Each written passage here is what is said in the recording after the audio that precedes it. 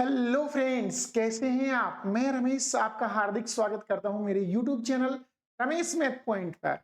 और आज हम ट्रायंगल का सेकेंड लेक्चर लेके आए हैं आपके लिए, जिसमें कुछ कॉन्सेप्ट के साथ कुछ एग्जाम्पल्स करने वाले हैं। एग्जाम्पल्स बिल्कुल उसी तरीके से लिए गए जैसे रेलवे में पहले पूछे गए हैं, कुछ एसएससी के एग्जाम्पल लिए गए हैं। तो आप बने रहिएगा वीडियो में लास्ट तक। अगर आप तैयारी कर रहे हैं एनटीपीसी की या एएलपी की, तो ये क्लास बहुत ही महत्वपूर्ण होने वाली है आपके लिए दोस्तों। तो चलिए बिना किसी विलंब की इस क्लास को शुरू करते हैं। तो चलते हैं ट्राइंगल में और ट्राइंगल के सेकंड पार्ट में चलते हैं। तो इसमें पढ़ते हैं कुछ कॉन्सेप्ट। पहला कॉन्सेप्ट आता है, स्टेटमेंट है आंतरिक कोण अर्धक नियम। कि आंतरिक कोण का अर्धक नियम क्या होता है, आंतरिक कोण के अर्धक नियम के बारे में बताना है आपको। तो जैसे दोस्तों आपके सामने ये ट्रायंगल है, इस ट्रायंगल का ये मान लो शीर्ष मैंने ए मान लिया, ये शीर्ष बी मान लिया और ये शीर्ष सी, तीन शीर्ष है। और इस एंगल ए का मैं एक अर्धक ले लेता हूं, ये मान लो पॉइंट डी है और ये इसका अर्धक है, मतलब दोनों एंगल इक्वल है। दोनों एंगल क्या है? इक्वल एंगल है। अब देखिए, अगर ये दोनों एंगल इक्वल है, इसका मतलब ये जो लाइन है वो अर्धक है। ये लाइन क्या है? आपकी अर्धक लाइन है। तो इन दोनों भुजाओं का रेशियो, इसका और इस भुजा का रेशियो, यानी AB भुजा का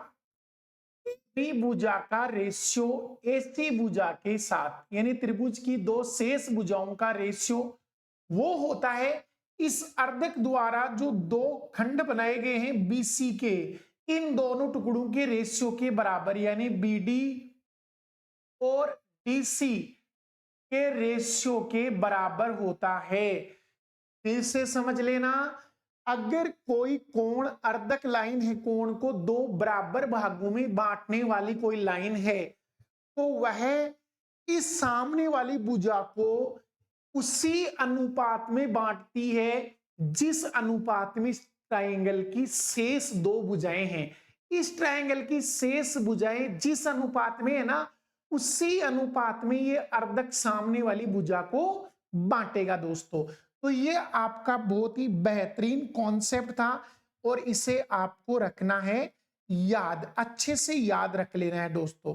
तो मैं इसको कर देता हूं अंडरलाइन, कि इसे आप याद रखेंगे। ये अच्छे से याद रखने वाला एक कॉन्सेप्ट है आपका, इसे आप अच्छे से याद रखना दोस्तों। ये इसे अगर आप अच्छे से याद रखोगे तो ये आपका, चलो आगे चलते। अब इसमें मैं एक बार फॉर एग्जांपल आपको थोड़ा सा समझा देता हूं। जैसे मान लो मैंने यहां पर ये आपकी जो भुजा है ये मान लो 6 सेंटीमीटर मान ली मैंने, 6 सेंटीमीटर। और ये जो मैंने भुजा है वो 9 सेंटीमीटर मान रखी है, 9 सेंटीमीटर। और ये वाली भुजा मैंने मान लो 8 सेंटीमीटर मान ली। तो मुझे बताइए ये वाली भुजा कितने की होगी? ये वाली भुजा आपको ज्ञात करनी है। तो आप कह सकते हैं कि सर जो रेशियो AB और AC का होगा, जो रेशियो AB और AC का होगा, तो मैं यहां से रेशियो ले लू, 3 से काट दूं 2, मैं इसको 3 से काट दूं 3 बार। तो बताइए AB और AC का रेशियो 2:3 है। अगर ABAC का रेशियो 2:3 है, तो BD और CD का रेशियो भी 2:3 ही होगा। बताइए ये 2 का मल्टीपल है कितना? 4 बार मल्टीपल है। तो ये 3 का 4 बार मल्टीपल यानी कितनी होगी? 12 सेंटीमीटर होगी। ये 12 सेंटीमीटर होगी। मतलब इन दोनों का जो रेशियो होगा वही सेम रेशियो BD और CD का होगा। यही है हमारा कोण अर्धक प्रमेय, यही कोण अर्धक प्रमेय है।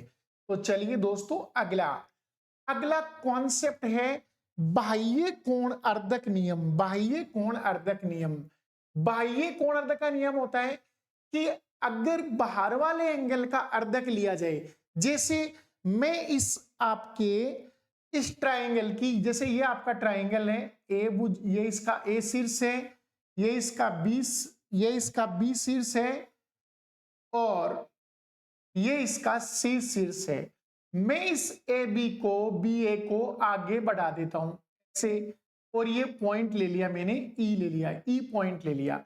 इस कोण का अर्धक लेते हैं हम, इस कोण का बाह्य कोण का अर्धक लेते हैं, जो कि आगे ऐसे बढ़ाएंगे तो इसको आगे बढ़ाने पर, इस प्रकार से इसको आगे बढ़ाने पर पॉइंट डी पर जाकर मिल जाता है। इसे आगे बढ़ाने पर कहां मिल जाएगा? डी पॉइंट पर आगे आगे मिल जाएगा। ये दोनों एंगल आपके इक्वल हैं, ये दोनों आपके एंगल इक्वल एंगल है। तो बताइए इसमें भी वही आपका कॉन्सेप्ट बनेगा कि ए बी भुजा का जो रेशियो होगा वो एसी भुजा के साथ, ए बी भुजा का रेशियो एसी भुजा के साथ उतना ही होगा जितना इस अर्धक लाइन में, ये जो लाइन है अर्धक लाइन है, ये इस बीसी लाइन को, बी से लेके सी तक की लाइन को बाह्य विभाजित कर रही है। तो बताइए बी पॉइंट से लेके डी पॉइंट तक का डिस्टेंस बीडी और सी पॉइंट से लेके डी तक का डिस्टेंस सीडी के रेशियो के बराबर होगा। मतलब बाह्य विभाजित कर रहा है ना इसको, बाहर जाके पॉइंट डी पर आ रहा है, तो डी की बी से दूरी और डी की सी से दूरी के रेशियो के बराबर होगा। यही आपका है, कौन सा कॉन्सेप्ट है ये? बाह्य कोण अर्धक नियम का कॉन्सेप्ट है दोस्तों। तो इसे भी आपको ध्यान रखना है, ये भी याद रखने वाली चीज है, इसे भी आप अच्छे से याद रखना दोस्तों। अब चलते हैं हम आगे, कुछ एग्जाम्पल्स लेते हैं इन दोनों पर बेस्ड। पहला एग्जाम्पल है इसका कि यदि ए बी ए सी के और बी डी और डी सी का अनुपात इक्वल है, मतलब इस ए डी भुजा का रेशियो और इस ए बी भुजा का और ए सी भुजा का रेशियो और इधर बी डी भुजा का और डी सी भुजा का रेशियो इक्वल दे रखा है। अगर ये इक्वल है, इसका मतलब ये जो आपकी लाइन है ये अर्धक लाइन है, ये वाली जो लाइन है वो क्या है? अर्धक है भाई, ये आपका अर्धक हो गई। ये वाली लाइन क्या है? इस कोण का अर्धक है, ये इस कोण का अर्धक है। और अगर ये अर्धक है तो इस एंगल को दो समान भागों में क्या करेगी? विभाजित करेगी, दो समान भागों में। इसका मतलब अगर ये 28 डिग्री है तो ये भी कितने का होगा? 28 डिग्री का ही होगा, ये भी 28 डिग्री का ही होगा। तो बताइए ये एंगल कितने का होगा? तो आप कहेंगे सर 28 प्लस 28 56, 56 प्लस 60 कितने हो जाएंगे? 116 डिग्री। 116 घटा दीजिए 180 में से, तो आपके कितने बचेंगे? 64 डिग्री बचेंगे। कितने बचेंगे भाई? 64 डिग्री बचेंगे। तो पर्सन का राइट ऑप्शन होगा ऑप्शन नंबर 4। 60 प्लस 56 116 और 116 में 64 जोड़ देंगे 180 डिग्री, तो पर्सन के राइट उत्तर आएंगे 4 नंबर ऑप्शन। अगला क्वेश्चन बताइए जल्दी से मेरे को। सेम एनटीपीसी 2021 में क्वेश्चन पूछा गया था, 2021 में एनटीपीसी में आया हुआ एग्जाम्पल है दोस्तों। कीजिए इस क्वेश्चन को, क्या इसके आंसर होंगे? इसने बोला है ट्रायंगल में एक्स वाई की वैल्यू 12 है, वाई जेड की वैल्यू 18 है और कोण का समद्विभाजक दे रखा है एच डब्ल्यू को। सबसे पहले आप एक ट्रायंगल बना लेते हैं, एक ट्रायंगल बनाते हैं यहां पर अपन। तो देखते हैं दोस्तों, एक बार एक ट्रायंगल बना लेते हैं यहां पर।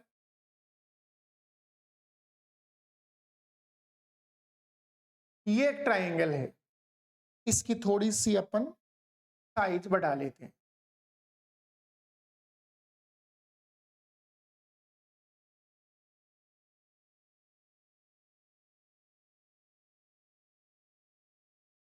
अब देखिए इसके ये पॉइंट है, मान लो ये इसका ए पॉइंट है, ये इसका बी पॉइंट है और ये इसका, सॉरी हमने तो एक्स वाई जेड लेना है ना, तो मैं यहां से एक्स वाई, ये एक्स पॉइंट है, ये वाई पॉइंट है, ये जेड पॉइंट है। और आपके वाई एक्स और जेड यानी वाई एक्स और जेड, इस एंगल का आपको क्या दिया है, इसने आपको अर्धक दिया है। ये आपका अर्धक है, इस एंगल का अर्धक है, मतलब दोनों एंगल इक्वल एंगल होंगे, इक्वल एंगल। और ये आपका डब्लू है, ये पॉइंट क्या है, डब्लू है। इसने इनका क्या दिया है, रेशियो दिया है 4:5, 4:5 का रेशियो दे रखा है, अर्थात इनका रेशियो है 4:5 रेशियो है। और आपको एक्स वाई दे रखी है 12 सेंटीमीटर की, ये आपको 12 सेंटीमीटर, और वाई जेड आपको दे रखी है टोटल, ये वाई जेड कितने की दे रखी है, तो ये वाई जेड आपको दे रखी है 18 सेंटीमीटर, 18 सेंटीमीटर की दे रखी। और आपसे पूछा है त्रिभुज की इस भुजा की लंबाई क्या होगी, इस वाली भुजा की लंबाई आपसे पूछी गई है। तो दोस्तों बिल्कुल सीधी सी बात है, अगर ये अर्धक है तो इन दोनों का जो रेशियो होगा वही रेशियो इन दोनों का भी होगा, वही रेशियो इन दोनों का भी होगा, भुजाओं का रेशियो भी वही होगा, जो सामने वाली भुजा के टुकड़ों का रेशियो है वही शेष दो भुजाओं का रेशियो होगा, अर्थात इनका रेशियो भी 4:5 ही होगा। 4 की वैल्यू 12 मतलब 3 गुणा दे रखी है, तो बताइए 5 की वैल्यू 3 गुणा कितनी होगी, 15 होगी, 5 की वैल्यू 3 गुणा 15। क्वेश्चन के राइट ऑप्शन होंगे 15 सेंटीमीटर, इस क्वेश्चन के राइट ऑप्शन क्या होंगे, 15 centimetre, option number 1 will be correct answer. फिर से समझ लेना, यहां वाई डब्ल्यू का और डब्ल्यू जेड का रेशियो है 4:5, अगर इनका रेशियो 4:5 है तो आपके एक्स वाई और वाई जेड का रेशियो भी क्या होगा, 4:5 का रेशियो ही होगा।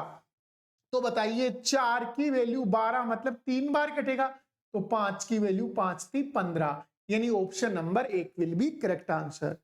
अगला क्वेश्चन देखिए, अगला क्वेश्चन क्या है अपना, त्रिभुज एबीसी में सीडी एसीबी का समद्वि भाजक है और AC 18 है, BC 24 है, AD 12 है और BD की लंबाई ज्ञात करनी है, तो BD की लंबाई निकाल के बतानी है दोस्तों। तो अच्छा एग्जांपल सबसे पहले हम ले लेते हैं, एक अपना ट्राइंगल ले लेते हैं, ट्राइंगल बना लेते हैं। यहां पर मैंने एक ट्राइंगल बना लिया है, सबसे पहले ये एक ट्राइंगल ले लेते हैं, ये एक ट्राइंगल है और इसको थोड़ा सा हम क्या कर लेते हैं, बढ़ा लेते हैं, इसकी फ्रेम बढ़ा लेते हैं अपन। ये अपना एक ट्राइंगल है, जहां पर ये से मैंने एक ट्राइंगल ले लिया है। अब आपको यहां से बताना है ABC है ये, तो मैंने ये ले लिया A एंगल, ये B और ये एंगल C ले लिया है मैंने। और AC की लंबाई 18 है, AC की लंबाई है 18 सेंटीमीटर, और आपको BC की लंबाई 24, BC की लंबाई दे रखी है 24 सेंटीमीटर, BC की 24 है। AD की लंबाई दे रखी है, और AD है ना वो क्या होगा, यहां से इसने बोला AD की लंबाई 12 है, जबकि CD ACB का, इसका ACB का इसका अर्धक है भाई, ये इसका अर्धक है CD, ये आपका अर्धक है, ये अर्धक होगा, मतलब ये दोनों एंगल आपके क्या हैं, बराबर हैं। समद्विभाजक बताया ना, CD ACB का क्या है, समद्विभाजक, तो दोनों इक्वल होंगे। AD की लंबाई दे रखी है आपको 12 सेंटीमीटर, 12 सेंटीमीटर, और आपसे पूछा है इस BD की लंबाई कितनी होगी। तो बिल्कुल आसान सा क्वेश्चन है ना दोस्तों, क्योंकि अभी हमने पढ़ा था कि अगर कोई अर्धक रेखा खींची जाए, किसी एंगल का अर्धक है, तो इन दो भुजाओं का रेशियो, इन दोनों का जो रेशियो है वह इन दोनों के रेशियो के बराबर होगा, इसके और इसके रेशियो के बराबर होगा। तो बताइए, मैं इसको 6 से काटूं 3 और मैं इसको 6 से काटूं 4, मतलब ABAC का रेशियो क्या आ रहा है, 3:4 आ रहा है, तो इनका रेशियो भी 3:4 ही होना चाहिए। तो बताइए 3 का कंपैरिजन 12 से कर दीजिए दोस्तों, तो 4 बार मल्टीपल हुआ, तो आप कहेंगे सर 4 का 4 बार मल्टीपल तो 16 होगा, इसका मतलब इस BD की वैल्यू होगी 16 सेंटीमीटर। BD की वैल्यू क्या होगी? 16 सेंटीमीटर इसकी राइट वैल्यू होगी। पर्सन के ऑप्शन होंगे 3 number option correct answer. Person के ऑप्शन 3 नंबर ऑप्शन क्या होंगे? करेक्ट आंसर होंगे दोस्तों। अगला एग्जाम्पल फिर से 19 से मिलता जुलता एग्जाम्पल, CHSL 2019 में पूछा गया एग्जाम्पल है। ABC में कोण B का द्विभाजक D पर भुजा AC से मिलता है। एंगल B का द्विभाजक लेना है। एंगल B का द्विभाजक। तो चलिए दोस्तों अपन एक ले लेते हैं ट्राइंगल। यहां से मैं एक ट्राइंगल बना लेता हूं। ये एक ट्राइंगल है जिसकी थोड़ी सी अपन लेंथ बढ़ा लेते हैं। यहां से मैंने इसकी फ्रेम बढ़ा ली है। ये अपना एक ट्राइंगल है। यहां से इस ट्राइंगल के आपको पॉइंट दे रखे हैं। पॉइंट ये आपका है A, ये पॉइंट आपका B और ये पॉइंट आपका C। ABC ट्राइंगल है। B का द्विभाजक, इस एंगल का आपको लेना है द्विभाजक, मतलब इसका लेना है आपको अर्धक, जो इससे पॉइंट D पर मिलेगा। ये दोनों आपके इक्वल हैं। अगर ये अल्फा है तो ये भी अल्फा, दोनों एंगल सेम है। अब इसने बता रखा है AB की लंबाई। ये AB तो आपको दे रखी है कितने की? AB आपकी दे रखी है 16 सेंटीमीटर की। ये आपकी 16 सेंटीमीटर है। BC है आपकी वो 9.6 सेंटीमीटर है। 9.6 सेंटीमीटर है। और AC आपको दे रखी है, टोटल AC की लंबाई, टोटल AC आपकी दे रखी है कितने की? 22.4 सेंटीमीटर की। 22.4 सेंटीमीटर की। तो ये कहता है AD की लंबाई बताइए, मतलब आपको ये वाले डायरेक्शन, ये वाला A से लेके D तक का लेंथ बताना है। तो मैं कहूं इन दोनों का जो रेशियो होगा वही इन दोनों का रेशियो होगा। अभी हमने कॉन्सेप्ट पढ़ा है कि जो भुजाओं का रेशियो होता है वो सामने वाले टुकड़ों के रेशियो के बराबर होता है। यही तो हमारा कोण अर्धक का नियम था। तो बताइए इन दोनों का रेशियो लेते हैं। मैं यहां से दशमलव उठाऊंगा, यहाँ एक जीरो लग जाएगा, यहाँ एक जीरो लग जाएगा, और ये आपका हो जाएगा ऐसे, ये 160 सेंटीमीटर हो जाएगा। अगर मैं यहां से दशमलव हटा दूं तो मैं इसका दशमलव हटा दूं तो ये 96, 160। मैं इसको 32 से काट लेता हूं। 32 96, मैं इसको 32 से काटूं 5। बताओ ये 3:5 में आएगा, मतलब 3:5 में भुजाएं होंगी। तो बताइए ये 3 है तो ये वाला 3 होगा, ये 5 है तो ये 5 के रेशियो में होगा। तो 3:5। बताओ 3 और 5 कितने होते हैं? 8। 8 यूनिट है 22.4 के बराबर आपकी टोटल लेंथ ना। अरे ये 3 है तो ये भी 3 के रेशियो में होगा, ये 5 है तो ये 5 होगा, मतलब इनका रेशियो 3, 5 है तो इनका रेशियो भी 3, 5। टोटल लेंथ होगी 3 + 5 8। 8 की वैल्यू 22.4। तो मैं इसको काट देता हूं 28 बार, मतलब 2.8 आएगा। 2.8 बार कटेगा ये। आपको AD की लंबाई निकालनी है, मतलब आपको लंबाई बतानी है ये वाली, केवल इतनी लंबाई। तो 5 से मल्टीपल कर दीजिए।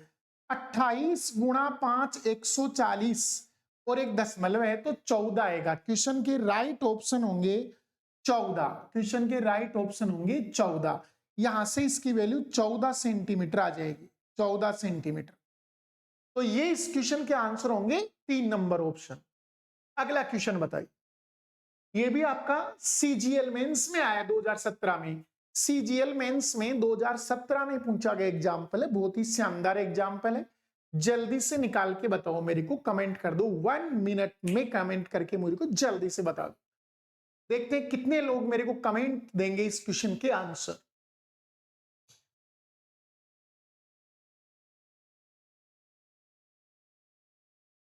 वैसे ही अपलोड कर रहा हूं वीडियो, लेकिन मैं कमेंट चेक करूंगा कौन कौन बच्चे इसके आंसर मेरे आंसर देने से पहले इसमें कमेंट कर देता है, मतलब मैंने टाइम दिया उस टाइम में कमेंट कर देता है।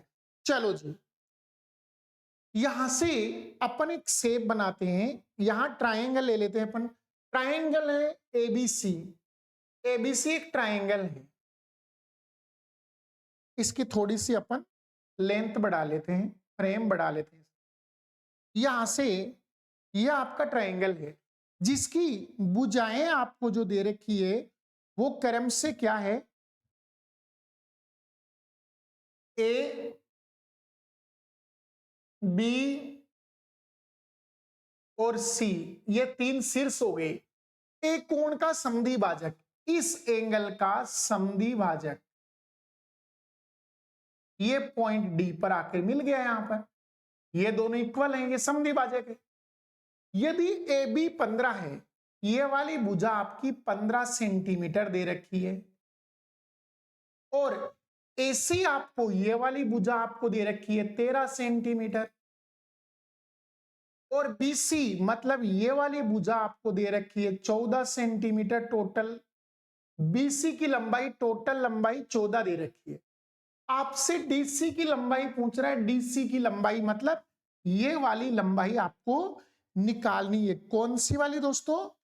केवल इतनी सी लंबाई, ये वाली लंबाई आपको निकालनी है, ये वाली लंबाई आपको बतानी है यहां से।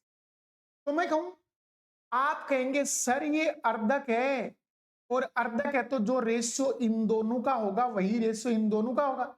बोलो 15 से 13 कट ही नहीं रहा है, इसका मतलब ऐसे कैसे आएगा, ये 15 और ये 13, 15 और 13 में ये होंगी।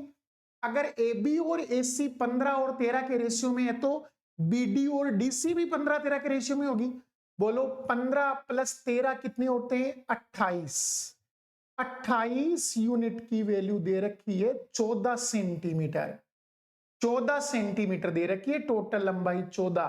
तो बताइए 1 यूनिट किसके बराबर होगा? हाफ, आधा सेंटीमीटर के बराबर होगा। तो बताइए आपको डीसी बताना है तो 13 का हाफ कर दीजिए, इंटू 13 कर दीजिए इसको। बताओ 13 का हाफ कितना आएगा? 6.5। पर्सन के करेक्ट आंसर होंगे 6.5, यानी option number 3 will be correct answer. Option number 3 will be correct answer होंगे दोस्तों। तो अगला एग्जाम्पल आप कीजिए।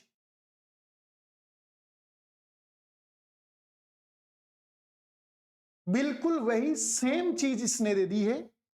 आपको क्या बता दिया? एडीबीएसी का समद्वि भाजक है। समद्वि भाजक का मतलब ये दोनों एंगल आपके सेम है। भाई एक डायग्राम में दिखने में आपको कैसे भी दिख रहा होगा, एक एंगल बड़ा दिख रहा है, कोई दिक्कत नहीं है, हमें जो कौन आगे क्वेश्चन में दिया है ना उसके अकॉर्डिंग चलना है। दोनों एंगल इक्वल है। इक्वल है तो आप कहेंगे सर इन दोनों का जो रेशियो है वो इन दोनों के रेशियो के बराबर होगा। यानी सर कॉन्सेप्ट हम लगाएंगे कि ए बी और ए सी का रेशियो 6 का रेशियो 2x-3 के साथ इक्वल x-2 का रेशियो x-2 का रेशियो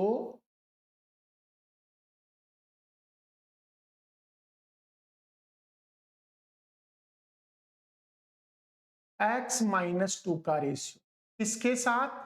x के साथ। ये आपको, अब आप दोस्तों इसको क्रॉस मल्टीप्लाई करेंगे तो एक द्विघात इक्वेशन बनेगी, द्विघात इक्वेशन। लेकिन हम द्विघात इक्वेशन से करेंगे, समय काफी लग जाएगा। आप ऑप्शन चुनिए ना।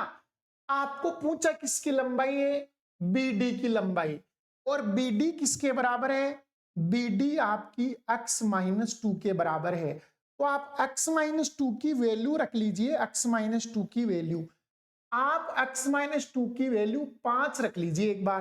तो बताइए दोस्तों, वैसे भी मैं कहता हूं सबसे छोटा और सबसे बड़ा ऑप्शन चेक ही नहीं करना चाहिए, आप बीच के से पहले ऑप्शन करो। मैंने पहले ऑप्शन किया है 5, या आप सीरियल वाइज कर लो। 5 कर लेते हैं। मैंने x-2 की वैल्यू 5 मान ली, इसका मतलब x की वैल्यू 7 होगी। x की वैल्यू क्या होगी? 7।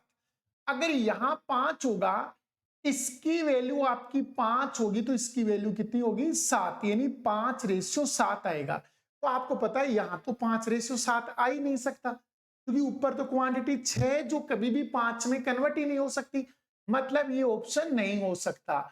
आप रखिए 4। अगर हम यहां वैल्यू रख देते हैं, अगर मैं यहां वैल्यू रख दूं 4, अगर मैं इसकी वैल्यू 4 रखता हूं तो x की वैल्यू आएगी 6। x की वैल्यू 6 आएगी, 2 उधर जाके प्लस का। तो मैं यहाँ 4 रखूंगा या 6 रखूंगा तो रेशियो आएगा 2:3, रेशियो आएगा 2:3। और मैं यहां रखता हूं x की वैल्यू 6 रखता हूं तो 6 दूनी 12, 12 में से 3 गया तो क्या आएगा, 12 में से 3 गया तो 9 बचेगा। 3 से काट लेंगे तो ये भी 2:3 आएगा, 2:3। तो बताइए दोनों इक्वल आ गए, इसका मतलब यही ऑप्शन इसका राइट ऑप्शन है। यही ऑप्शन इसका क्या है, राइट ऑप्शन। तो ऑप्शन से कीजिए, क्रॉस मल्टीपल करेंगे द्विघात इक्वेशन बनेगी, हमें उसके फैक्टराइजेशन करने पड़ेंगे, अपने इतना काम नहीं करना है। ऑप्शन अप्लाई कीजिए, ऑप्शन से क्वेश्चन आसानी से हो जाएगा।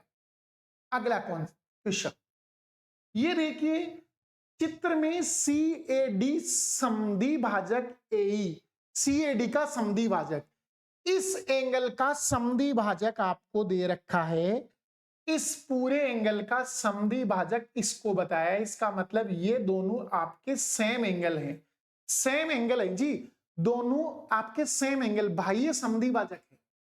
इसने बताया ए बी कितनी है जी, 10 है, ए बी 10 सेंटीमीटर दे रखी है। और क्या दे रखी है, एसी 6 की दे रखी है, ये वाली आपकी 6 सेंटीमीटर की दे रखी है। और क्या दे रखा है जी, बीसी आपकी 12 की दे रखी है, ये आपकी 12 सेंटीमीटर की दे रखी है। और आपको सीई इसकी लंबाई बतानी है, आपको ये आपको निकालना है। तो बताओ, अभी हमने पढ़ा था कि जो रेशियो इन दोनों का होगा वही रेशियो बीई और सी का रेशियो होगा, बीई और सी का रेशियो होगा। तो आप क्या करते हैं, 10 और 6 की बात करते हैं, तो मैं इसको 2 से काट लूं तो 5:3। ए बी और ए सी का जो रेशियो है वो 5:3 है। किसका भाई, ए बी और ए सी का रेशियो है ये, ए बी ए सी का रेशियो है ये 5:3। तो बताइए आपकी टोटल भुजा बी और सीई का रेशियो भी 5:3 होना चाहिए, 5:3 होना चाहिए। अब आप जानते हैं आपको बीई ये दे रखी, इसमें से सी घटा दें, अगर बी में से सी घटा दें, पूरी बी में से सी घटा दें, तो बताओ आपके पास क्या बचेगा, बी सी तो बचेगा। तो बताइए 5 में से 2, 3 गया तो 2, इस 2 यूनिट की वैल्यू आपको 12 सेंटीमीटर दे रखी है। कितनी दे रखी है भाई, 12 सेंटीमीटर दे रखी है। तो बताइए 1 यूनिट 6 के बराबर हुआ क्या, 6 के बराबर हो गया। तो आपको तो सी बतानी है, तो सी का रेशियो कितना है, 3। तो 3 से मल्टीपल कर दीजिए 6 का, पर्सन के उत्तर आएंगे 18। पर्सन के राइट ऑप्शन क्या होंगे, 18 मेरे बच्चों, करेक्ट, इसके करेक्ट आंसर आएंगे। तो कीजिए अगला एग्जाम्पल, बड़ा ही सिंपल एग्जाम्पल था, इतना कठिन एग्जाम्पल नहीं है। आपका एक ही कॉन्सेप्ट लग रहा है, हम कॉन्सेप्ट पर बात कर रहे हैं कि अगर अर्धक दे रखा है तो रेशियो इक्वल होता है भुजाओं का सामने वाले टुकड़ों के। तो चलिए दोस्तों अगले कॉन्सेप्ट पे चलते हैं, एक नया कॉन्सेप्ट आया। क्या कॉन्सेप्ट, एक स्टेटमेंट देखिए कि यदि त्रिभुज एबीसी में ए परपेंडिकुलर है बीडी पर, ए लंब है बीडी पर, और एडी है ना कोण ए का क्या है, अर्धक है, तो ये कहता है ऐसा कॉन्सेप्ट होता है, ये वाला आपको कॉन्सेप्ट ध्यान रखना है, कोण ई ए डी बराबर 1/2 बी माइनस सी। चलो दोस्तों मैं आपको एक बार इसको अच्छे से समझा देता हूं, कॉन्सेप्ट को अच्छे से समझ लेते हैं। देखिए यहां पर ये एक ट्रायंगल लेते हैं अपन, ये एक ट्रायंगल लेते हैं इसमें, और इसमें हम अच्छे से समझते हैं। एक बार मैं इसकी साइज कर लेता हूं थोड़ी सी इंक्रीज, और इसको थोड़ा सा इधर ले जाते हैं और थोड़ा सा बड़ा कर लेते हैं इसको। ये देखिए अब हम बात करते हैं इसमें, ये शीर्ष आपका ए शीर्ष है, ए शीर्ष, ये आपका बी शीर्ष, और ये आपका सी शीर्ष। ठीक है दोस्तों, ये आपका ए है, बी है और सी है। और इसने बोला एडी, एडी क्या है, एडी परपेंडिकुलर है, एडी परपेंडिकुलर है इसकी, एडी परपेंडिकुलर है, ये लंब है इसकी। ठीक है दोस्तों, और एडी ए का सॉरी एई परपेंडिकुलर है, एई परपेंडिकुलर है और एई है ना वो अर्धक है। एडी क्या है? अर्धक। मतलब एडी है ना वो इसको क्या करती है, ये आपकी जो एडी है ना वो इसको इसको और ये दोनों सेम है। अगर ये अल्फा है तो ये भी अल्फा है। कौन सी लाइन? ये आपकी लाइन अर्धक है। ये आपकी लाइन कौन सी है? अर्धक वाली लाइन है, ये अर्धक है। ठीक है ना? तो ये कहता है ये एंगल किसके बराबर होगा? जो ये एंगल है, ये वाला एंगल किसके बराबर? तो दोस्तों इन दोनों एंगल्स के अंतर के बराबर होता है, अंतर के आधे के बराबर होता है। कैसे? वो भी आप बता सकते हैं। जैसे मान लो मैंने इस एंगल को बीटा मान लिया, तो मुझे एक बात बताइए, अगर ये अल्फा है ये बीटा है तो आप ये बता सकते हैं ना ये कितना होगा? आप कहेंगे सर ये तो बाह्य कोण है, त्रिभुज का बाह्य कोण, और इस ट्रायंगल का बाह्य कोण अंतर दो कोणों के योग के बराबर होता है।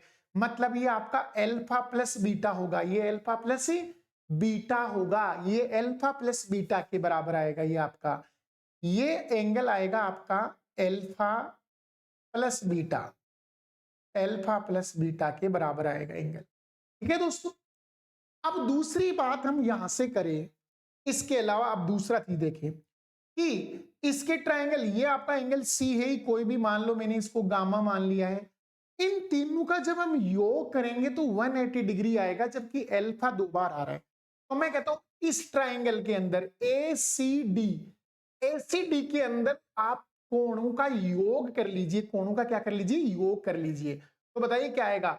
Alpha, alpha beta, total angle alpha है, फिर अल्फा प्लस बीटा है, फिर आपका गामा है, और ये आपका है टोटल किसके बराबर है? ये 180 डिग्री के बराबर है, 180 डिग्री के बराबर आ रहा है। अल्फा, अल्फा प्लस बीटा और ये गामा, ये आपका आ रहा है 180 डिग्री के बराबर, और ये तो आप जानते भी, इसको लिखने की जरूरत है भी नहीं आप। ठीक है ना दोस्तों? हमें तो ये बीच वाला चाहिए, और इस बीच वाले को मैं ऐसे मान लेता हूं ये थीटा है। तो बताइए ये एंगल कितना बचा? तो आप कहेंगे alpha minus theta, alpha minus क्या होगा? थीटा होगा। अब आप ये कहेंगे ये एंगल तो 90 है, ये एंगल 90 है भाई, ठीक है ना? तो बताइए इन दोनों का योग भी तो 90 होगा, इन दोनों का योग भी तो 90 होगा आपका, क्योंकि इन दोनों का बाह्य कोण है ये। तो alpha plus beta plus theta का योग 90 होता है। Alpha plus beta plus theta का योग कितना होता है? 90। या आप कह सकते हैं इन दोनों का योग भी 90 होगा, alpha minus theta plus gamma का योग भी 90 होगा, तो दोनों को इक्वल कर लेते हैं। Alpha plus beta plus theta, मतलब इस एंगल और इस एंगल का योग बाह्य कोण इसके बराबर होगा 90, और इस एंगल और इस एंगल का योग भी बाह्य कोण इधर वाले के बराबर होगा, और ये भी 90। तो मैं इसके बराबर ही कर देता हूं इसको, alpha minus theta plus gamma. बोलो थीटा को इधर ले आएंगे तो डबल थीटा हो जाएगा, डबल थीटा। अल्फा से अल्फा कैंसिल हो जाएगा, बीटा को उधर ले जाइए तो गामा माइनस बीटा, 2 से डिवाइड कर दीजिए तो आपका थीटा किसके बराबर आया? थीटा आया गामा और बीटा के अंतर का आधा। मतलब एंगल बी और एंगल सी के अंतर का क्या आया है? ये इन दोनों के अंतर का क्या आ गया? इसके और उसके अंतर का आधा आ गया। तो यही तो आपका कॉन्सेप्ट था, कि आपको कॉन्सेप्ट क्या बताया गया कि ये जो एंगल है आपका, ये एंगल इन दोनों एंगल के अंतर के आधे के बराबर होता है, अंतर के आधे के बराबर। तो चलिए दोस्तों अगला कॉन्सेप्ट, अगला कॉन्सेप्ट है कि त्रिभुज एबीसी में, त्रिभुज एबीसी में आंतरिक कोण बी और बाह्य कोण सी के क्या दे रखे हैं? अर्धक पी पर मिलते हैं। तो बताइए बीपीसी 1/2 एंगल ए के बराबर होता है। तो मैं इस कॉन्सेप्ट को भी लिख देता हूं। आपको केवल ध्यान रखना है, अभी हमने प्रूफ देखा है उसकी तरह से इसका भी प्रूफ होता है, लेकिन आप थोड़ा सा इसको बस केवल समझ लीजिए, ज्यादा हमें डीपली में जाने का जरूरत, क्योंकि प्रूफ हमसे कहीं भी पूछे नहीं जाते हैं, प्रूफ हमसे कहीं भी नहीं पूछे जाते हैं। अब यहां से इसकी बात करें तो मैं इसको थोड़ा सा फ्रेम बढ़ा लेता हूं, यहां से ये थोड़ा सा चेंज कर लिया इसको, और ये इसने कहा है, बढ़ा लेते हैं इसको, थोड़ा सा डायग्राम बड़ा कर लेते हैं। ये इसने कहा ये मान लो ए है, ये आपका बी है और ये आपका सी है। एक तो एंगल बी का अर्धक यानी इसका आधा करें, अर्धक खींचें, और एक इस भुजा को आगे बढ़ा दिया, ये मान लो आपकी क्या है, ई भुजा, या मैं इसको डी भुजा बोल दूं, इसको डी भुजा बोल दो, डी भुजा। तो एक इस वाले का आधा, ये दोनों जहां जाके मिलेंगे वो पॉइंट आपका पी है, वो पॉइंट आपका क्या है, पी है। ये दोनों आपकी इक्वल हैं, ये आपका आंतरिक कोण के अर्धक हैं, और ये आपका बाह्य कोण का अर्धक है, ये आंतरिक कोण का अर्धक था, तो मैंने ये दोनों भी सेम मान लिए कि ये दोनों सेम है, बीटा बीटा। तो ये कहता है इस एंगल की जो वैल्यू होती है वो इस एंगल की आधी होती है, इस एंगल की क्या होती है दोस्तों, आधी होती है, इस एंगल की आधी होती है। जैसे आप इस एंगल को x मान लीजिए, इस एंगल को y मान लीजिए, तो जो y होगा ना वो क्या होगा, x का आधा होगा, x का क्या होगा जी, आधा होगा। ये एक महत्वपूर्ण कॉन्सेप्ट है, इसे भी आपको ध्यान रखना है। अगर एक आंतरिक कोण का अर्धक है, एक बाह्य कोण का अर्धक है, जहां पर भी मिलेंगे ना वो एंगल है ना इस त्रिभुज के शीर्ष एंगल का आधा होता है, इसका हाफ होता है दोस्तों। चलिए दोस्तों आगे चलते हैं इसके क्वेश्चंस पे। त्रिभुज एबीसी में एएम परपेंडिकुलर है बीसी पर, एडी बीएसी का अर्धक है, यदि एबीसी 75 और एसीबी 45 है तो डीएएम की वैल्यू बताइए। बनाइए ट्रायंगल, वैसे ट्रायंगल की जरूरत है नहीं, लेकिन फिर भी क्या है, ट्रायंगल से थोड़ा सा समझ में ठीक आ जाता है, तो हम ट्रायंगल बना लेते हैं। ये आपका एक ट्रायंगल है, ये एक ट्रायंगल है, और इस ट्रायंगल में हमने थोड़ा सा इसको यहां पर बड़ा कर लेते हैं, इसको थोड़ा सा बड़ा ले लेते हैं, ये बड़ा ले लिया। अब इसमें आपको क्या दे रखा है, बीसी त्रिभुज है, तो मैंने ये शीर्ष ए मान लिया, ये बी है और ये आपका सी है, और एएम बीसी पर क्या है, परपेंडिकुलर, एएम आपका लंब है इसके ऊपर, और एडी है ना वो अर्धक है, तो एडी आपका क्या है, अर्धक है, एडी आपका अर्धक है, ये अर्धक है भाई किसका, इस एंगल का, इस एंगल का अर्धक है। तो बताइए ये एंगल किसके बराबर होता है, तो आप कहेंगे सर सी और बी के अंतर का आधा होता है, सी और बी के अंतर का आधा। बोलो ये रहा आपका एंगल बी और ये रहा आपका एंगल सी, तो इन दोनों के अंतर का आधा, यानी 75 डिग्री माइनस 45 डिग्री बटे दो के बराबर होगा। तो बताइए 75 में से 45 के कितने बचेंगे, 30, 30 में 2 का भाग देंगे 15 डिग्री। इस क्वेश्चन के राइट ऑप्शन होंगे option number 2, option number 2 will be correct answer होंगे दोस्तों। अगला एग्जाम्पल बताइए मेरे को, जल्दी से कमेंट कर दीजिए इसके आंसर क्या है। त्रिभुज पी क्यू आर में पीएम क्यू आर पर लंब है, पीएन इसका अर्धक है, तो बताओ सेम ही नियम लगाओगे ना आप, क्योंकि आपको दिख ही रहा होगा, आपको कुछ करने की जरूरत नहीं है, डायग्राम बनाने की आवश्यकता ही नहीं है,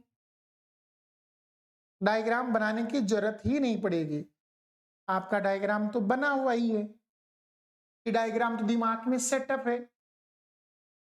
जैसे ये ट्राइंगल है, इस ट्राइंगल में आपको क्या दे रखा है, यहां से हम थोड़ा सा इसको बड़ा कर, ये आपका ट्राइंगल है, और इस ट्राइंगल में आपको बताऊं कि जैसे ये इसका शीर्ष ए है, ये शीर्ष बी है, सॉरी पी क्यू आर है ना, ये तो पी क्यू आर है, पी है, क्यू है और आर, और पीएम है ना वो लंब है क्यू आर पर, तो पी से एम लंब डाल दिया, और पीएन है वो अर्धक, तो पीएन इसका क्या हो गया, अर्धक, ये इसका अर्धक है, एंगल को दो बराबर भागों में बांट रहा है। तो आपको एमपीएन मतलब ये एंगल बताना है, तो बताओ, अभी अभी बताया था इन दोनों के अंतर का आधा होता है, क्यू और आर के अंतर का आधा। बोलो क्यू कितना दे रखा है आपको, तो आप कहेंगे सर क्यू हमें जो दे रखा है वो 60 डिग्री दे रखा है, आर 40, तो हमारे प्रश्न के उत्तर होंगे 60 माइनस 40 बटे 2, यानी इस क्वेश्चन के आएंगे 20 बटे 2 यानी 10 डिग्री। क्वेश्चन के राइट ऑप्शन क्या होंगे, 10 डिग्री, यानी option number 1 will be correct answer, option number 1 will be correct answer. अगला एग्जाम, ये बताइए, फिर से आपके दो अर्धक दे दिए हैं, एबीसी में एई एबीसी का और सी एसीडी का अर्धक है, मतलब एक आंतरिक अर्धक है और एक बाह्य अर्धक। बिल्कुल, बड़ा ही शानदार एग्जाम्पल अभी हमने किया था, आप आसानी से उत्तर बता सकते हैं। अगर आपको थोड़ा सा ज्योमेट्री आती है तो आप आसानी से उत्तर बता सकते हैं दोस्तों, कोई दिक्कत ही नहीं आएगी, आप कोई दिक्कत नहीं आएगी, कोई दिक्कत नहीं आएगी। मैं कहता हूं कोई समस्या आती ही नहीं है यार, इनमें बहुत आसान चीजें हैं, ये बहुत आसान, ठीक है ना, बहुत आसान चीजें हैं। चलो, एक आपको शीर्ष दे रखा है ए, एक शीर्ष आपका बी है, एक शीर्ष आपका सी है। बोलो ए बी सी यानी बी का अर्धक कौन है, ए, इस एंगल का अर्धक है ए, ये कोई लाइन है, और ए सी डी, तो ए सी तो डी कोई इधर होगा कोई पॉइंट, अर्थात ये बाह्य कोण का अर्धक है, और ये जहां मिलेंगे वो पॉइंट आपका ई है। डायग्राम की जरूरत ही नहीं थी, ई क्या है आपका, यहां ए है और एक सी है, सी से ई जा रहा है, ए से ई जा रहा है, मतलब ई आपका वो पॉइंट है जहां दोनों मिलेंगे। और अभी अभी पढ़ा था कि ये वाला जो आपका एंगल है वो इस वाले एंगल का क्या होता है, आधा होता है दोस्तों। तो बताइए 60 डिग्री है आपका ये वाला एंगल, तो लगा दीजिए 2 का भाग, प्रश्न के उत्तर आएंगे 30 डिग्री, यानी option number 4 will be correct answer, option number 4 will be correct answer. 60 में 2 का भाग लगा दीजिए, प्रश्न के उत्तर कितने आगे, 30 डिग्री आगे। बड़ा ही सिंपल क्वेश्चन था यार, उत्तरी कोरिया का बच्चा भी बता सकता है इस क्वेश्चन के आंसर। तो चलिए अब हम बात करेंगे सेंट्रोइड, केंद्रक क्या होता है, केंद्रक की बात हम करेंगे अब यहां पर हम। तो समझो दोस्तों, केंद्रक क्या होता है, सबसे पहले केंद्रक से पहले मैं बात करूंगा मादिका की। मादिका क्या होती है, मादिका क्या है, सबसे पहले हमें मादिका की जरूरत पड़ेगी। मादिका क्या होती है दोस्तों, मादिका से मतलब होता है किसी भी ट्रायंगल में, जैसे ये कोई ट्रायंगल है आपका, इस ट्रायंगल में एक शीर्ष को सामने वाली भुजा के मीडियल पॉइंट यानी मध्य बिंदु, ये दोनों आपके सेम होने चाहिए भाई, ये दोनों क्या होने चाहिए, सेम होने चाहिए। जैसे ये ए बी सी कोई ट्रायंगल है और ये आपका मध्य बिंदु है डी आपका, तो ये एडी है ना क्या कहलाएगी, मादिका कहलाएगी, यही आपकी मादिका है। तो मादिका से मतलब क्या हुआ, मादिका से मतलब हुआ किसी शीर्ष की सम्मुख भुजा के मध्य बिंदु से दूरी ही क्या कहलाती है, मादिका, या एक शीर्ष को सामने वाली भुजा के मध्य बिंदु से मिलाने वाला रेखाखंड ही क्या कहलाता है, मादिका कहलाता है। तो मादिका से मतलब हुआ शीर्ष और सामने भुजा के मध्य बिंदु के बीच का रेखाखंड क्या कहलाता है? मादिका। और केंद्रक क्या होता है? तो अब आप केंद्रक बता सकते हैं कि केंद्रक से मतलब होता है कि सभी मादिकाओं, जैसे ये ए शीर्ष है, ये बी शीर्ष है और ये सी शीर्ष है, ए शीर्ष ऐसे सामने वाली भुजा के मध्य बिंदु, यानी ये इसका पॉइंट हो गया डी, जो इसको दो बराबर भागों में बांटता है। ऐसी बी से मैंने एक मादिका खींची, ये है आपकी ई मादिका, जो इसको दो बराबर भागों में बांटती है। और मैंने यहां से एक मादिका खींची है इस प्रकार से, ये एफ, और ये एफ भी इसको दो बराबर भागों में विभाजित करता है। तो जहां ये मादिका मिलेगी वो आपका जी होगा, केंद्रक। तो केंद्रक से मतलब क्या हुआ? मादिकाओं के प्रतिच्छेद बिंदु को ही हम क्या कहते हैं? केंद्रक कहते हैं। किसको भाई? मादिकाओं के, मादिकाओं के, मादिकाओं के प्रतिच्छेद बिंदु को, प्रतिच्छेद बिंदु को, बिंदु को केंद्रक कहते हैं। क्या कहते हैं भाई? केंद्रक।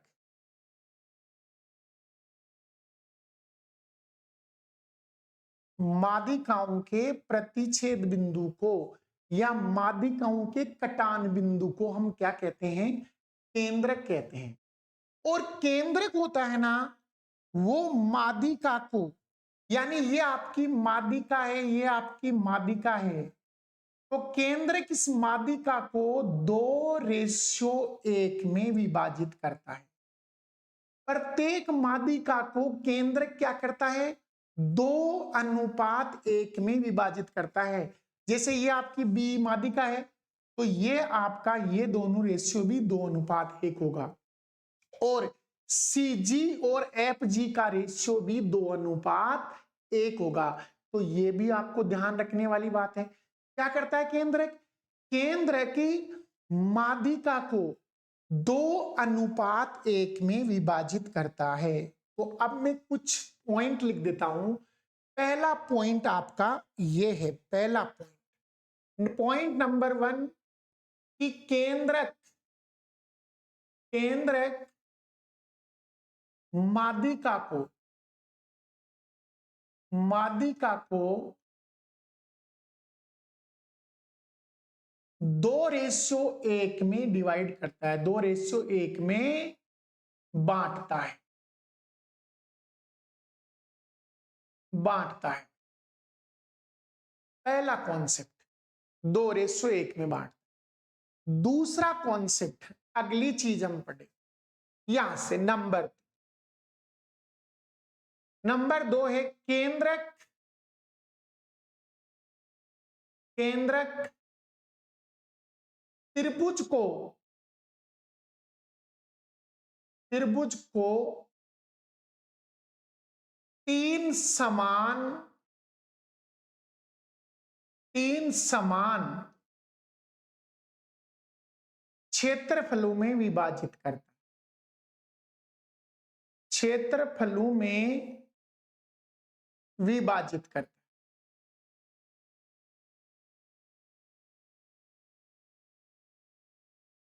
विभाजित करते हैं 3 सेम क्षेत्रफलों में। ठीक है ना? जैसे आप यहां से मैं ट्रायंगल बना दें अपन, इसका एक ट्रायंगल बना के देखते हैं। जैसे ये एक ट्रायंगल है आपका, ठीक है, ये एक ट्रायंगल है आपका, और इस ट्रायंगल में जैसे मैं आपको बताऊं, थोड़ा सा इसको बढ़ा लेते हैं, ये वाला ट्रायंगल, ठीक है ना? ये आपका कोई पॉइंट है, मान लो जी, और जी को मैं इन तीनों जगह से मिलाता हूं, तो जो जी है ना आपका, इसको 3 बराबर, पहला, दूसरा और तीसरा, 3 बराबर खंडों में विभाजित करता है, 3 समान क्षेत्रफलों में विभाजित करता है। अगर किसी एक का क्षेत्रफल मान लो 12 वर्ग सेंटीमीटर है तो पूरे का क्षेत्रफल पूछ ले तो कितना आएगा, 36 आएगा, 3 गुना कर देंगे। या पूरे का 36 दे रखा तो किसी एक सेक्टर का पूछ ले तो हम क्या कर देंगे, हम उसको 3 से डिवाइड कर देंगे, 12 आ जाएगा। तो ये आपका दूसरा कॉन्सेप्ट था कि केंद्रक त्रिभुज को 3 समान भागों में क्या करता है, विभाजित, और केंद्रक माध्यिका को क्या करता है, 2:1 में विभाजित करता है। उसके बाद में हम आगे चलते हैं, तीसरा कॉन्सेप्ट की बात हम करेंगे। यहां पर तीसरा कॉन्सेप्ट क्या आता है इसका, केंद्र का, यहां से तो मैं कहता हूं यहां पर आप निकाल सकते हैं माध्यिकाओं की लंबाई, माध्यिकाओं की लंबाई, इसकी बात करेंगे अपन। माध्यिकाओं की लंबाई क्या होती है, माध्यिकाओं की लंबाई की बात करेंगे दोस्तों अपन, ठीक है ना। तो मैं कहूंगा एक अपन शेप लेते हैं, ट्राइंगल ले लिया मैंने, ट्राइंगल बना लेता हूं। ये मैंने एक ट्राइंगल बना लिया बड़ा सा, इसकी मैंने थोड़ी सी हम शेप बढ़ा देते हैं, और ये एक ट्राइंगल ले लिया हमने यहां पर, जिसका आपको क्या करना है, जैसे ये आपका पॉइंट है ए, ये आपका पॉइंट है बी, और ये आपका पॉइंट है सी। ए के सामने की भुजा को स्मॉल ए से लिखते हैं, बी के सामने की भुजा को स्मॉल बी से लिखते हैं, और सी के सामने की भुजा को स्मॉल सी से लिखते हैं। तो अगर हमें इस एडी माध्यिका की लंबाई निकालनी है, जैसे ये एक माध्यिका है एडी, अगर आपको एडी माध्यिका की लंबाई निकालनी है तो एडी माध्यिका बराबर होता है, एडी बराबर होता है 1/2 अंडर रूट। अब देखो इसकी लंबाई निकालनी है ना आपको, इसकी लंबाई निकालनी, इसका मतलब इन दोनों के वर्ग का डबल करके जोड़ देंगे, इन दोनों के वर्ग का डबल करके आप जोड़ देना, तो क्या आएगा यहां से 2b² प्लस 2c² माइनस ये वाला आपको घटा देना है a²। तो ये आपकी लंबाई आएगी माध्यिका की। माध्यिका की लंबाई एडी की लंबाई क्या होगी, 1/2 2b² 2c² माइनस a²। अगर मान लो आपको ये वाली माध्यिका की लंबाई निकालनी है, इसकी ये आपकी ई है, तो बी की लंबाई निकालनी है आपको, इसकी लंबाई बतानी है।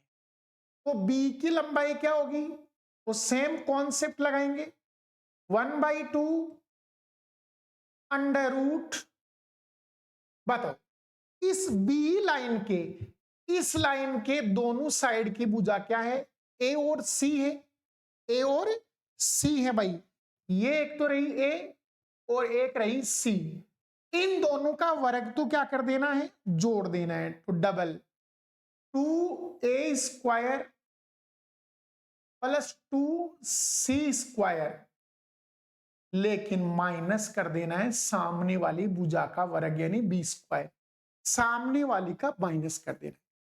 ऐसी मैं ये वाली माध्यिका की बात करूं, इस वाली माध्यिका की जो f है, तो बताइए CF की लंबाई क्या होगी, तो आप कहेंगे सर 1/2 अंडर रूट, क्या आएगा, CF लेना है तो पड़ोस की भुजाएं कौन है, B और A, तो डबल, डबल किसका, डबल है A का, डबल A², डबल B², लेकिन सामने वाली का माइनस C², सामने वाली माइनस।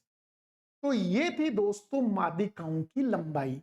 तीनों माध्यिकाओं की लंबाई होगी, वो होगी 1/2 2b² 2c² माइनस a²। मतलब जब आपको एडी की लंबाई करनी है तो बी और सी का करना है योग और सामने वाले को घटाना है।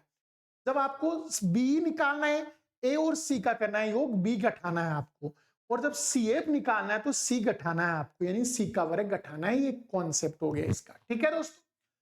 अगले कॉन्सेप्ट में चलते हैं, अगला कॉन्सेप्ट, अगला कॉन्सेप्ट नंबर 4 की मैं बात करता हूं। यहां 4 नंबर कॉन्सेप्ट, 4 नंबर कॉन्सेप्ट ये है कि एबीसी का जो मान होता है, एबीसी का जो हमेशा एबीसी के योग की बात करें या एबीसी के स्क्वायर की बात करें कि इनकी भुजाओं का वर्ग, भुजाओं के जो वर्ग की बात करेंगे उसकी बात मैं यहां पर समझाने वाला हूं। तो एक बार समझ लीजिए, ये अपना एक ट्राइंगल है, ये एक ट्राइंगल है।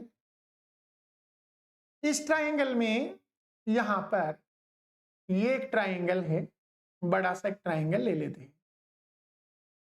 ठीक है दोस्तों, अब इस ट्राइंगल में जैसे मान लो मैंने ये वाली ए मान लिया, ये वाली भुजा बी मान ली, ये वाली भुजा मैंने सी मान ली। ठीक है दोस्तों, ये एबीसी भुजा है। बताओ ए बी और सी से 3 माध्यिकाएं मिलेंगी।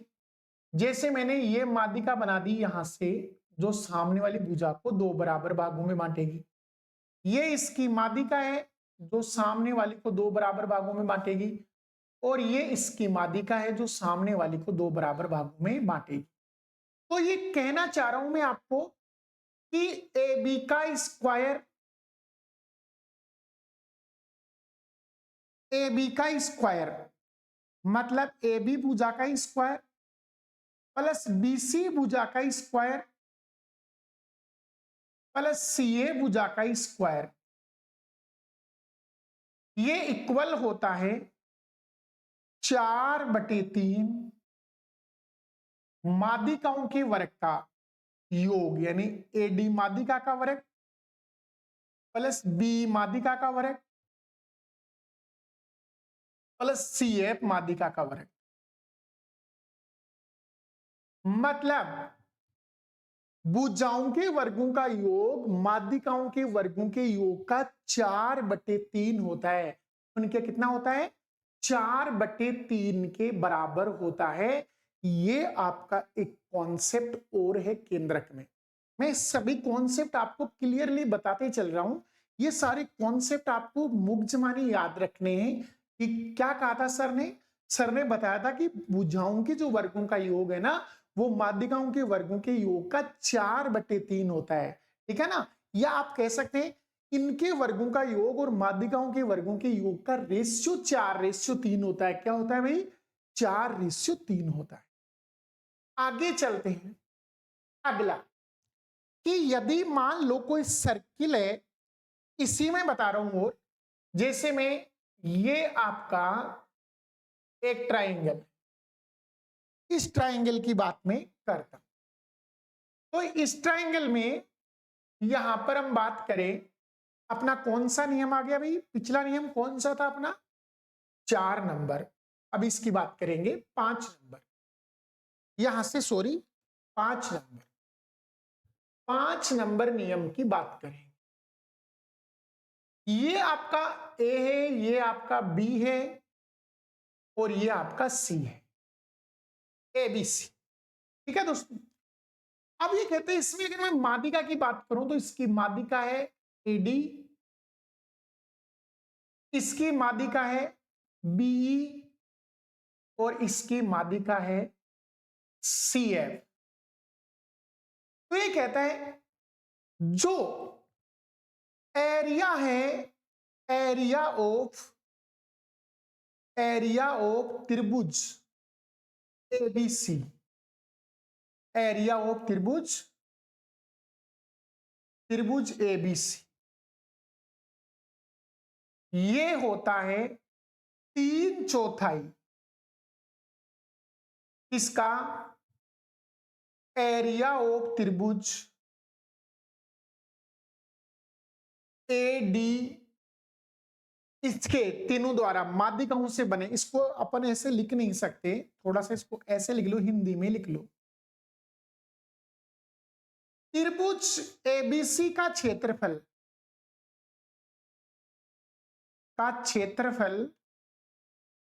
बराबर होगा 3/4 गुणा माध्यिकाओं से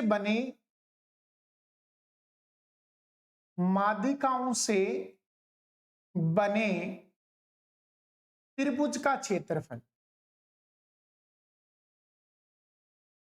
त्रिभुज का क्षेत्रफल,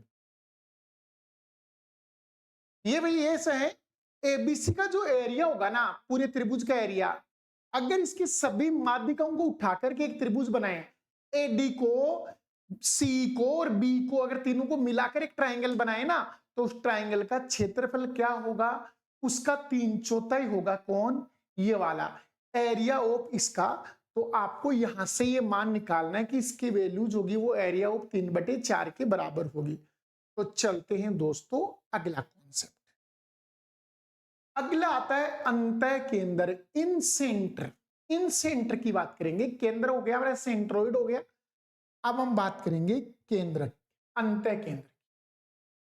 अंतः केंद्र का मतलब होता है जो कोणों के अर्धक होते हैं, कोणों के क्या? अर्धक।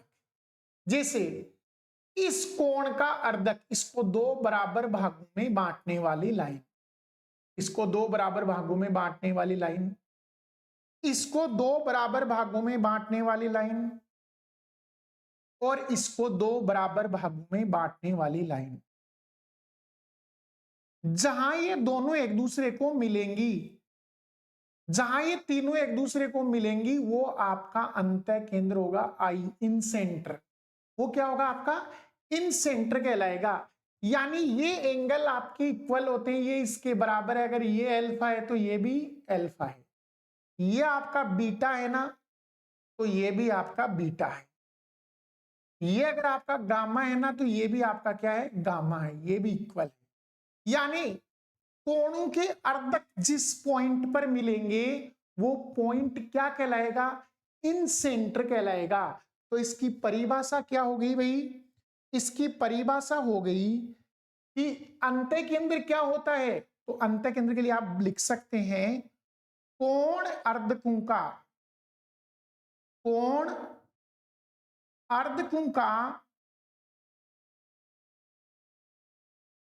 अर्धकों का प्रतिच्छेद बिंदु, प्रतिच्छेद बिंदु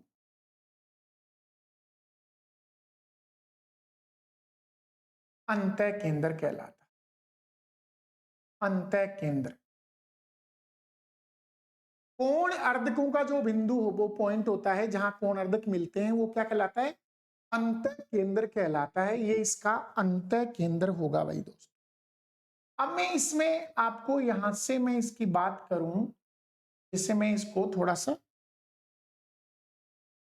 एग्जैक्ट मिला लें इसको। अच्छा,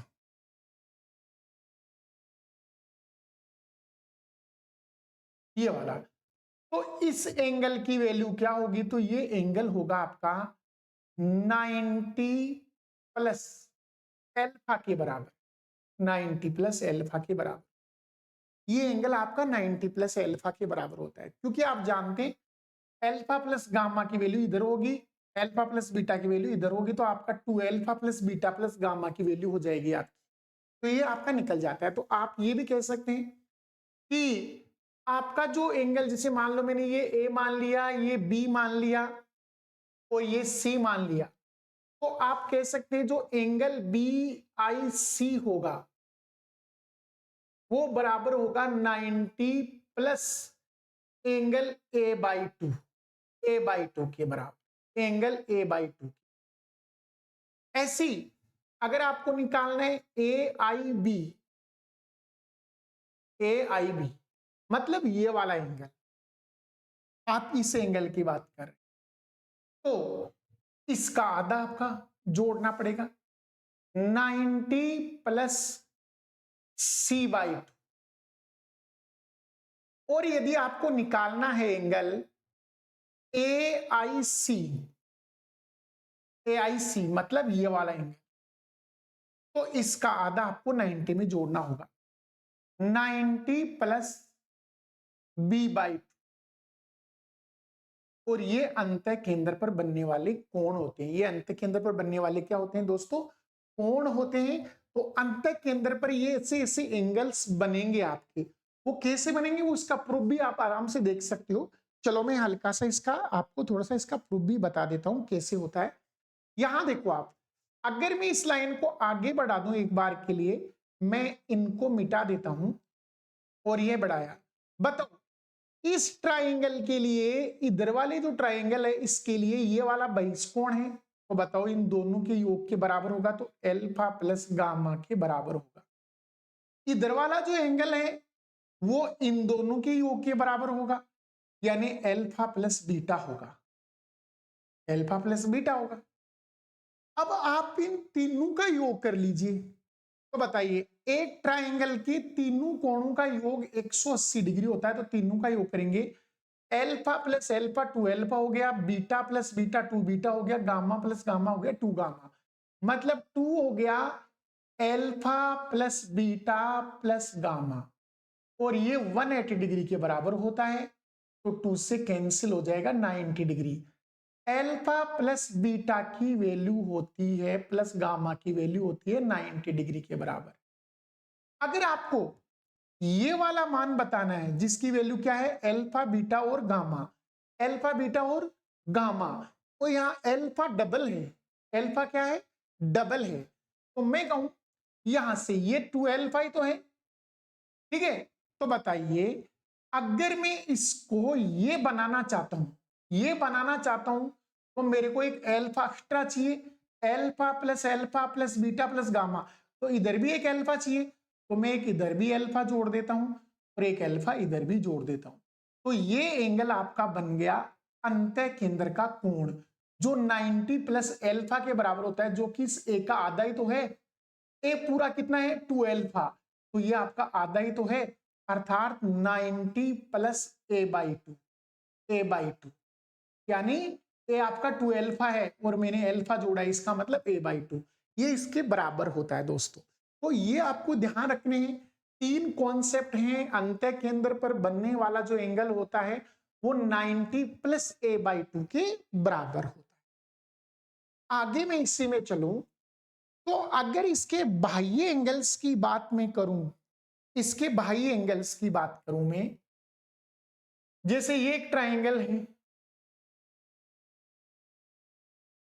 ये एक ट्राइंगल है इसकी, ठीक है दोस्तों, इस ट्राइंगल के अगर हम बाह्य कोण की बात करें, ये ए एंगल है, ये बी एंगल है और ये सी एंगल है, ठीक है, और मैं इसको थोड़ा थोड़ा आगे बढ़ा देता हूं, इस सी को मैंने आगे बढ़ा दिया, ये कोई पॉइंट डी है, मैंने इसको आगे बढ़ा दिया, ये कोई पॉइंट आपका ई है। अगर मैं बाह्य कोण का अर्धक लूं, ये वाला मैंने ले लिया इसका अर्धक, और मैं इसका अगर अर्धक लूं, तो ये दोनों आके इस पॉइंट पर मिलते हैं, मान लो ये पॉइंट आपका है पी, ठीक है, तो ये जो एंगल बनेगा ना, ये एंगल इस वाले एंगल का माइनस, यानी 90 माइनस a/2 होगा, ये 90 माइनस a/2, 90 माइनस a/2 के बराबर। अंदर जो बनता है, अभी हमने देखा इंसेंट्रिक का मतलब अंदर ही होता है, अंदर जो बनता है वो 90 प्लस a/2 होता है, इंसेंट्रिक अंदर जो बनेगा इन सेंटर पर, अंतः केंद्र पर, वो होगा 90 प्लस a/2। लेकिन ये बाह्य अर्धक बनेंगे तो उससे हम बाहर, जिसे हम बाह्य केंद्र कह सकते हैं, और वो यहां बनेगा 90 माइनस a/2, 90 माइनस a/2 के बराबर होता है। तो ये भी एक जबरदस्त पॉइंट है, यहां है कॉन्सेप्ट, तो इसके अकॉर्डिंग आपको करने हैं। दो हमने केंद्र आपको बताए हैं, केंद्रक और आज अंत केंद्र की बात करें हैं।